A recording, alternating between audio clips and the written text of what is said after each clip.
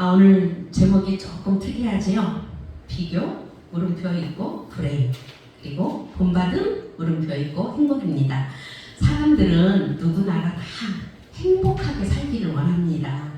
지역을 초월하고 위치나 모든 것을 초월해서 남녀 모두가 막론하고 누구든지 행복하기를 원합니다. 근데 알게 모르게 나를 불행하게 하는 것들이 있어요. 그 요소들이 있어요. 참 많아요. 오늘은 나를 불행하게 하는 그런 것들이 무엇일까? 먼저 소개해 보겠습니다. 나를 불행하게 하는 것 무엇? 8위부터 시작하겠습니다. 그럼 8가지가 있다는 것이죠. 감정어감. 사람은 감정의 동물이죠. 그런데 울고 싶을 때 울지 못하고 또 기쁠 때 그 기쁨을 표현하지 못하고 억압을 당하며 사는 그 감정은 병이 생길 수밖에 없어요. 감정이 건강해야 불행을 이겨낼 수 있는 힘이 있거든요. 특히 지도자들, 우리 목사님들 감정 표현을 제대로 못해서 마음의 병을 얻는 경우가 종종 있다고 합니다. 왜 그럴까요? 싫은 소리를 해도 네 이렇게 표현을 해야 돼요. 이렇게 마음에서 그냥 그렇게 해줘야 되는 거예요. 그리고 또 좋은 소리를 들어도 그 좋다는 표현을 마음껏 하지 못해요. 왜? 목사라는 그 직분이 있기 때문에.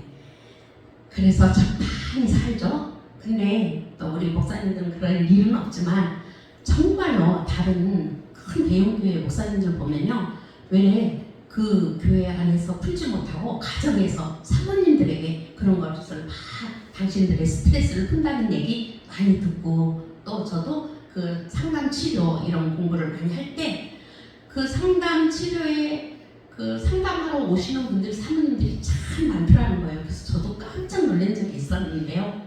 우리 주문교회는 그런 분들은 한 분도 안 계십니다. 7번째, 7위는 고립과 단절입니다.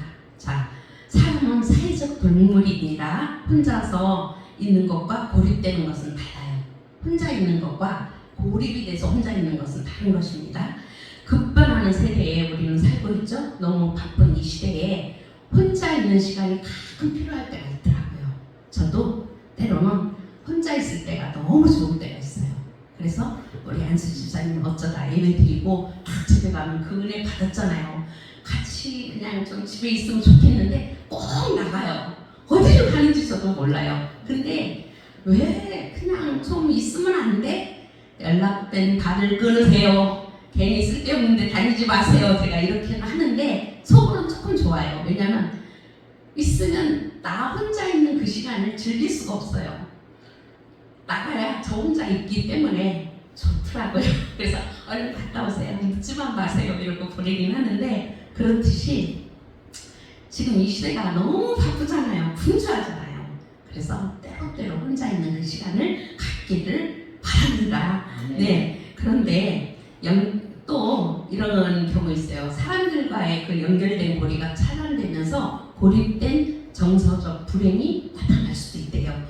그래서 서로 모여서 사랑하고, 우리 이렇게 주는교회 공동체처럼 그런 공동체가 되어야 건강하고, 홀로 고립된 깊은 그런 삶은 깊은 외로움이 남기 때문에 절대 그렇게 하면 안 된다고 합니다. 자, 6위는 의미 없는 삶이래요. 의미 없는 삶. 사람은 짐승과 다른 목적을 가지고 살고 있습니다. 예, 돈과 명예 필요한 만큼 얻어서 인생을 소원성취한 그런 인생들도 있지요. 근데 삶의 목적이 없으면 허무해진다고 합니다. 특히 우리 신앙인들, 특히 우리 그리스도인들에게는 하나님이 부르신 그 소명, 그런 소명이 없는 삶은 그 인생의 방향을 잃게 된다고 합니다. 5위는 계속되는 자기 비판이에요. 사람은 목적을 갖고 살고 있잖아요. 희망을 품고 사는데 나는 안 돼. 나 왜 안 돼? 나는 내가 문제야.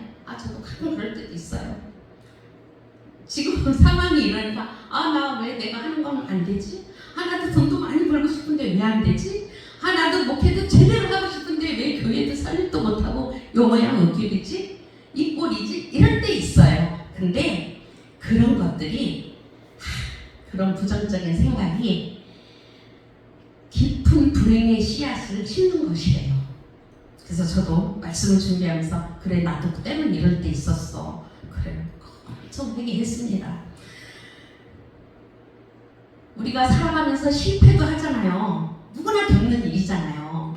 또 오래 살아오신 인생들도 계신데 우리 지사님이나 우리 장로님, 우리 목사님 오래 살면서 성공도 해보셨지만 실패도 해봤잖아요.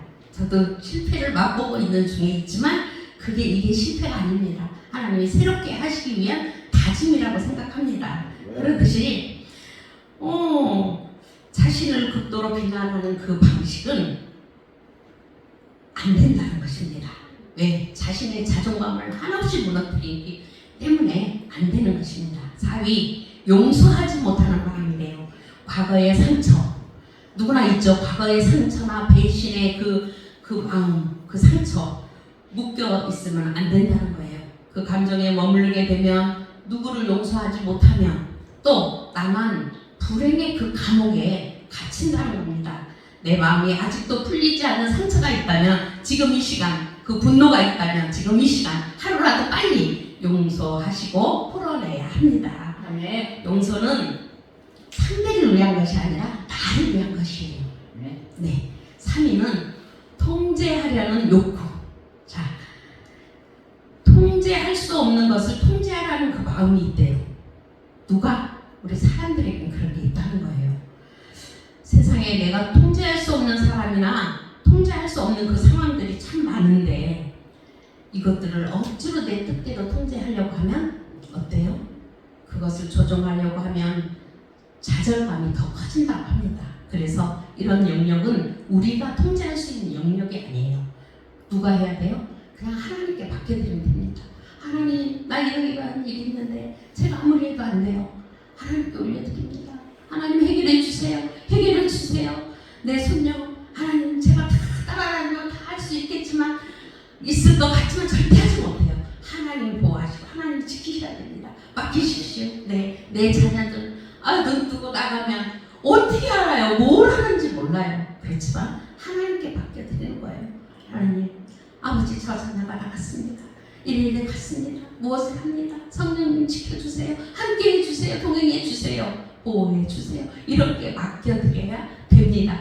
그 자녀, 내 자녀라고 내 손녀라고 내가 통제하려고 하면 그것은 너무 그 영역이 커요. 못해요. 안 돼요. 2위는 하나님과의 단절이라고 합니다. 하나님과의 단절. 신앙인에게 가장 큰 불행은 무엇일까요? 하나님과의 관계. 그 관계가 무너졌을 때라고 합니다. 겉으로는 신앙생활 잘 하는 것 같고 마음에서 하나님을 멀리 하면서 인생이 그때는 공허해지기 시작하는 것입니다. 자, 사람들은 누구나 존경심이 좋거든요. 특히 우리 한국인들은 존경심이 그 신에 대한 의존, 그 신이 엄청 크다고 해요. 다른 나라 사람들보다 더 높다는 그런 통계가 있잖아요. 그래서 우리 한국교회가 부흥한 이유도 여기에 있다고 생각합니다. 사랑하는 여러분, 요즘 하나님과의 관계는 어떠십니까? 하나님과의 관계는 어떠십니까? 한번 우리가 스스로 체크해보는 시간이 되셨으면 감사하겠습니다. 지금 나의 고난, 어려움이 어디서 왔는가? 한번 좀 살펴봐야 되겠죠?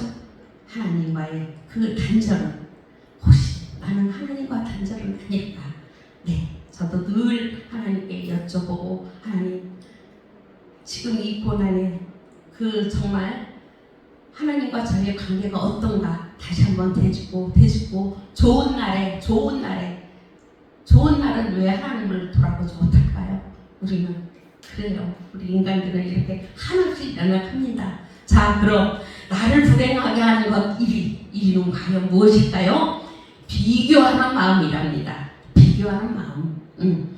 주변 사람들과 비교하는 삶은 자존감을 갉아먹어요. 자, 왜? 나는 왜 저 사람 같지 못하지? 라는 그 생각, 부정적인 생각이잖아요. 내가 자주 비교하는 사람, 내가 나를 비교하는 상대는 누구일까? 한 번쯤 생각해 보시기 바랍니다. 그런데 오늘은 나를 불행하는 것 중에 단연코 1위를 그 차지하는 그 비교하는 마음에 대해서 조금 더 자세히 말씀을 드리고자 합니다. 어느 날 연필하고 자가 대화를 해요. 막 연필이 자를 보고 불평을 합니다. 나는 왜 너처럼 똑바르게 하지 못하고 멋지게 생기지 못했지? 나는 너에 비해서 너무 짧아. 야, 자꾸 깎여 나가기만 하고 계속 작아지기만 해. 연필이 자에게 이렇게 말을 했어요. 그랬더니 자가 하는 말이, 나는 자를 기준으로 너는 비교했지만 사실 나는 글을 쓰지 못해. 야, 글을 쓰게 만들어진 너, 야, 나는 너처럼 생각을 남길 수가 없어. 자, 연필은 어때요? 우리가 쓰면서 사람들의 생각을 남기잖아요. 그렇듯이 사람들의 생각을 남기지 못해. 사람의 마음을 움직일 수가 없어. 야, 나는 그냥 길이만 재는 도구일 뿐이야. 연필은 그때서 그 말을 듣고 깜짝 놀라는 거야. 아, 그렇구나. 자를 기준해서 내가 비교를 했지만 사실 나는 글을 쓰기 위해서 만들어진 존재구나. 그때서 깨달았다는 것입니다. 하루는 또 당근과 오이가 서로 비교하면서 말다툼을 합니다. 당근이 오이에게 말합니다. 야, 오이야, 나는 색도 예쁘고 비타민 A도 많아. 야, 건강에도 좋다고, 다이어트에도 좋다고 막 이렇게 말을 해요. 웃기지 마. 당근이 또 이래요. 오이에게 웃기지 마. 나는 수분도 많고 다이어트에도 좋고 피부에도 좋아. 이러면서 서로 막 비교하고 싸우던 차에 두 야채는 결국 어떻게 해요? 어디로 들어갈까요? 김밥 재료로 잘려서 한 줄의 김밥 안에 들어가게 됐어요. 근데 그것을 본 김밥 아줌마가 너무 웃긴 거예요. 얘들아, 너희 둘 다 없으면 김밥이 안 돼. 여러분, 그렇습니다. 우리는 서로 다른 모양, 다른 색깔, 다른 기능을 가졌지만 하나님 안에서 함께 할 때는 비로소 완성이 되죠. 그래요. 비로소 비교는 무의미한 것입니다. 네, 성경에도 말씀하고 있잖아요. 남들과 비교하지 말라고 분명하고 있습니다. 고린도전서 12장 14절과 18절의 내용입니다. 몸은 여러 지체로 이루어져 있습니다. 손은 손대로, 발은 발대로, 눈은 눈대로, 귀는 귀대로, 코는 코대로, 입은 입대로 각각 그 쓰임이 다릅니다. 네, 그렇습니다. 우리는 서로 비교하는 존재가 아니라 각자 하나님이 정해주신 그 목적에 따라 만들어진 존재들입니다. 비교하는 내가 누구인지 잊게 합니다. 마태복음 25장 15절에도 말씀하고 있습니다. 각각 그 재능대로 한 사람에게는 5달란트를, 한 사람에게는 2달란트를, 한 사람에게는 1달란트를 주고 떠났더니, 자, 이때 1달란트를 받은 종이 비교의 함정에 빠졌어요. 아, 나는 왜 저 사람들처럼 많이 받지 못했지? 왜 나는 겨우 1달란트야? 아유, 결국 그는 어떻게 했어요? 그 1달란트를 땅에 묻어버리고 말았잖아요. 자기 달란트를 살리지 못했고 주인에게 꾸중을 받고 결국은 슬피 울며 이를 갈면서 찬양한 신세가 되어버린 것이에요. 그래요. 비교는 이렇게 사람을 정말 우차해지게 만듭니다. 여러분, 비교는 나를 위축시킬 뿐만이 아니라 하나님이 주신 기회를 묻어버리는 그런 상황을 만들어버리는 것입니다. 오늘의 본문입니다. 4절, 각각 자기의 일을 살피라. 그리하면 자랑할 것이 자기에게만 있고 남에게는 있지 아니하리니. 이 구절이 무엇을 의미하는지 두 가지로 해석을 합니다. 첫 번째는 자기 자기가 한 일을 쓸데없이 남에게 자랑하지 말라 하는 뜻이고요. 두 번째는 남과 비교하지 말고 자기 자신의 형편을 보고 자신감을 가져라라는 뜻이라고 합니다. 자, 어느 사람이 사회적으로 성공한 친구를 보면서 마음이 우울해졌어요. 그 친구는 저렇게 성공했는데 나는 왜 이 모양 이 꼴이야? 이게 뭐지? 그러면서 친구에게 얘기를 해요.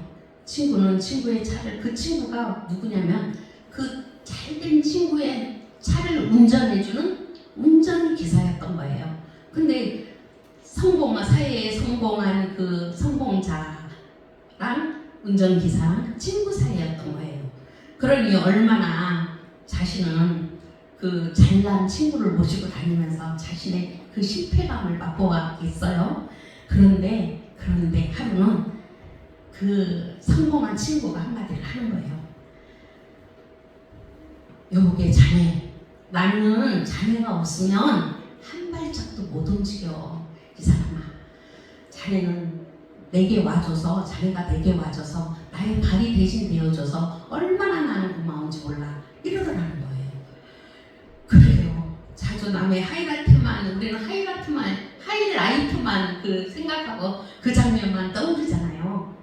근데 그 자신의 초라한 모습을 보면서 비교할 생각하지 마시고 그 슬럼프에 빠지지 마시고 자신이 정말 어느 자리에 섰던 얼마나 소중한 사람인지를 다시 한번 하나님 안에서 깨달으면 이런 비교 때문에 우울감은 없을 것입니다.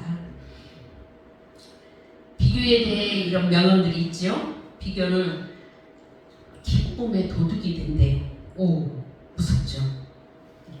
비교가 기쁨의 도둑이고 기쁨을 훔쳐가는 도둑이라는 것입니다. 꽃은 옆에 있는 꽃들과 경쟁하지 않습니다. 그냥 피어 있을 뿐이죠. 자, 우리는 하나님이 아닌 다른 이와 비교할 때 은혜가 사라져요. 비교는 은혜의 적입니다. 비교는 감사의 문을 닫고 시기의 문을 엽니다. 자, 비교는 눈을 멀게 하고 귀를 닫게 합니다. 마음을 또 아프게 합니다. 여러분, 비교하면 기분이 안 좋아지고요. 비교의 함정에 빠지지 않도록 노력해야 합니다. 그래요. 목사님들도 종종 다른 목사님들과 자신을 비교할 때가 있습니다. 아유, 저 목사님은 성공했어. 성도가 많아. 교회도 큰데. 교회의 크기, 성도 그 수로 스스로 비교하면서 기가 죽기도 하고요. 하나님이 내게 주신 은사가 뭔가, 맡겨주신 사명이 뭔가, 이걸 생각해야 한다고 생각합니다. 우리 목사님들 두 분은 훌륭하셔서 그렇게 생각 안 하실 거예요. 맞아요. 불행의 예수니가 비록 비교하는 마음에서 온다고 하지만 성경의 성경에서 보면요, 정말 비교해야 할 다른 부분들이 있어요. 비교 때문에 실패한 사람들도 많죠. 첫 번째로 사울 왕이 그랬죠. 다윗과 비교해서. 그러나 그 시기 질투 이런 걸 비교하는 것이 아니라 우리는 좋은 예들이 있습니다. 성경에 보면요. 자,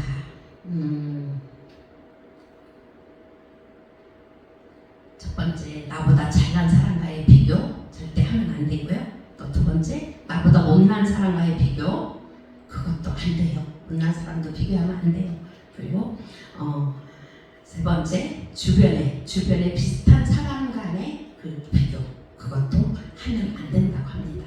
그러면 우리 본문에 짐을 지라라는 말이 두 번이 나오는데요. 2절에서는 짐을 서로 지라, 5절에서도 짐을 질 것이라, 너 자신을 살펴보고 너의 짐을 잘 지라라는 말입니다. 비교의식에 사로잡혀서 스스로 낙심하지 말고 자신의 짐이 무엇인가, 나의 사명이 무엇인가 잘 알아서 내 사명에 충실한 삶을 살아가는 여러분들이 되시기 바랍니다. 자, 비교 중에 나쁜 것이 아닌 비교가 있다고 조금 전에 말씀드렸죠. 아닌 비교. 자, 누구와 비교하느냐 따라 서운하고 좋은 점이 있다고 합니다. 일명 지혜로운 비교, 건강한 비교, 성찰의 비교입니다. 고린도전서 11장 1절의 사도 바울의 고백입니다. 사도 바울의 고백. 내가 그리스도를 본받는 자 된 것 같이 너희는 나를 본받는 자가 되라 라고 했어요. 자, 바울은 예수님을 기준으로 자신을 점검하고 예수님의 삶을 본받으라고 우리에게 권면하고 있습니다.